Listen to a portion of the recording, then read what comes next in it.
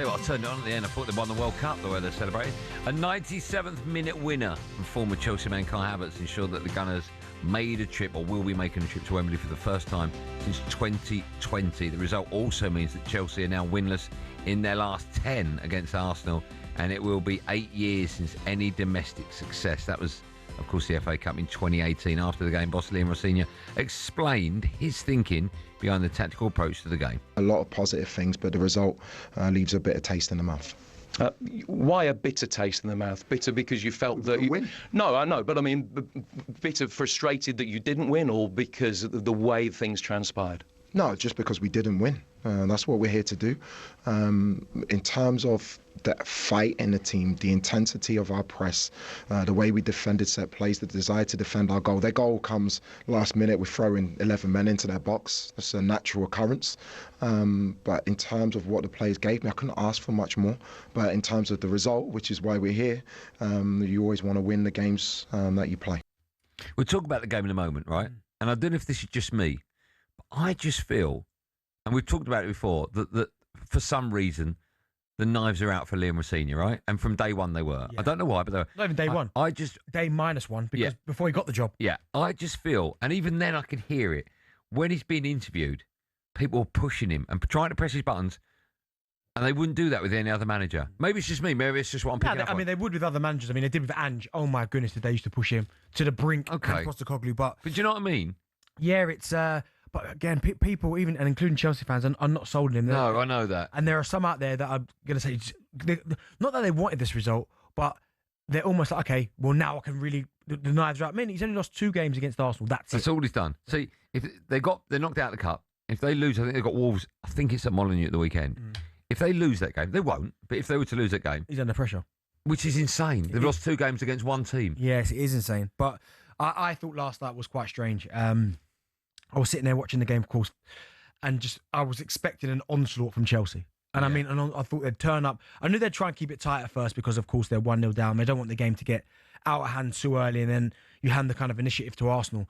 But they literally did nothing. So I'm waiting. Half-time comes. The game, first half, nothing. I think, all right, here we go. First 20 minutes. Second half, first 20 minutes, nothing. I'm like, all right, maybe it's now. Another 10, 15 minutes pass, still nothing. No. And to the point, I'm looking back going... Even when I watched the highlights again, because I thought, you know what? Even though I watched the game, let me go back and make sure I've not missed anything. There weren't anything. No. There was a few long-range shots from Enzo Fernandez, which he kept putting over the bar. Miles over the bar. Esteval was it looked like their only source of whipping the ball in from the right. And he can't whip a ball in with his right foot, so that didn't happen. There was an half chance for Liam Delap where we miscontrolled it in the box. He had a snapshot. Other than that, and by the way, for both teams, because...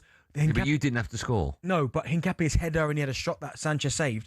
But other than that, it was a really, really comfortable evening for Arsenal. Yeah. I expected so much more from Chelsea. What is going on at Chelsea? Is there an ambition to win anymore like there was when Abramovich was there? There's a reason I'm asking that. Oh, no, I mean, no, listen, if you look at the models of the owner before and the owner now, Abramovich was win at all costs. Like, you win. If you don't win, I'm going to give you everything you want, and if you don't win, you're out. Next one comes in. This model's it's not like that. They're almost caught in between because...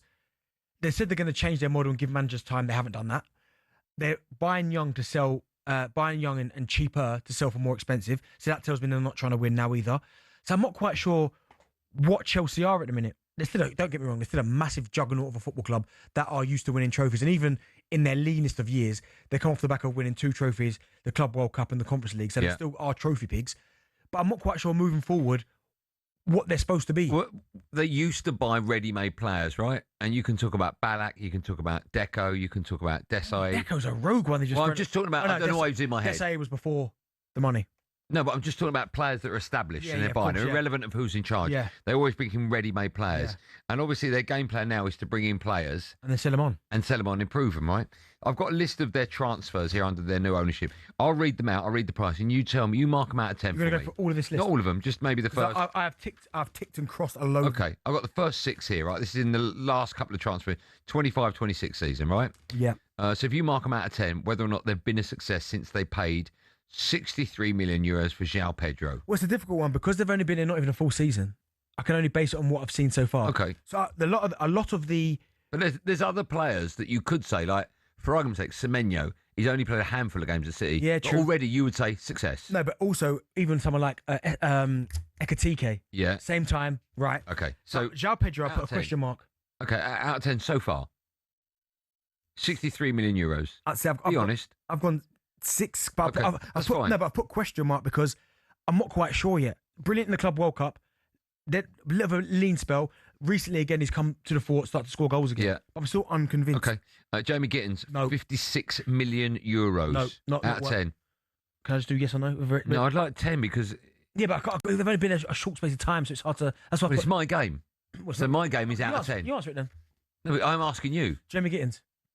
I'm asking you. I'd say 5, Okay. maybe not even that. Garnacho from Man United, 46 million euros. 5, 4. Hato, Jarrell Hato. Even than Esteval. I don't know, missing 44. I'll come back to him. 44 million for No, Hato. 4, 5. Esteval, 45 million. So he's been exciting. I'd agree with that. I'd say, but still, then I'd say 7. No, I'm not going any higher than that. Okay, so that's the highest. Liam Delap, 35 million euros. Tough for him. 5, 6. Okay, so it's not worth him. So No. out of the 6 I mentioned, only one, Yeah. Esteval. Mm. It's a lot of money they've spent. And even Esteval, I'm basing it on the excitement and the performance. 'cause Yeah, I agree. He's yet to put a patch together where you go, oh my goodness, like 10, 15 games, and you go, oh. Yeah. So So going by that, you'd say the recruitment policy at Chelsea, hasn't been great. it's been awful. Yeah, not been great. The best you've given for someone that's played 7. well is 7. Everyone's 5 or below. Mate, do you know, I'm telling you now, the last year's recruit 24-25, I've put a tick next to one player, and that's Pedro Neto. Yeah. João Felix didn't work. Keenan Dewsbury Hall didn't work. No. So the rest of them, nope. And then you go back even further to the 23-24, Caicedo, 100% yes. Lavia, not completed 90 minutes. No. It's That's insane. How much did he cost? He was a lot of money, wasn't he? like 50 mil. Yeah. So a lot. Nkunku, no. Cole Palmer, 100% yes. Disasi, no. I did put a tick, right? Jackson? Yes, right. And I think Chelsea fans would go, shouldn't let him go. He weren't bad, him, Jackson. They were unsure. No, do you know what? They were unsure until they see what they've got. But in front of us is a list of Chelsea players. There must be £500 million. Yeah. Because some players like Fernandez 104, Fofana 70, Cucurella 56. It might be even like 750 million. Do you know what? You know when you go to 22-23, right, under this model? Yeah. Right? Enzo Fernandez, I'd probably say yes. Wesley Fofana, unfortunately for himself, is this is injury, so it's hard, but I think he's decent. Yeah. Mudryk. Oh my goodness gracious. 60 million He was overpaid. on the first. Cucurella, 100% yes. Raheem Sterling, didn't work. Koulibaly, nope. Badashil, nope. Madueke, nope. No. Gusto, no, on the fence with that Yeah. one. Chukwuemeka. There's loads. There's loads. So, Chelsea fans, is there a problem? Obviously, there is with recruitment. And also, how are you feeling with the club and the direction it's going in?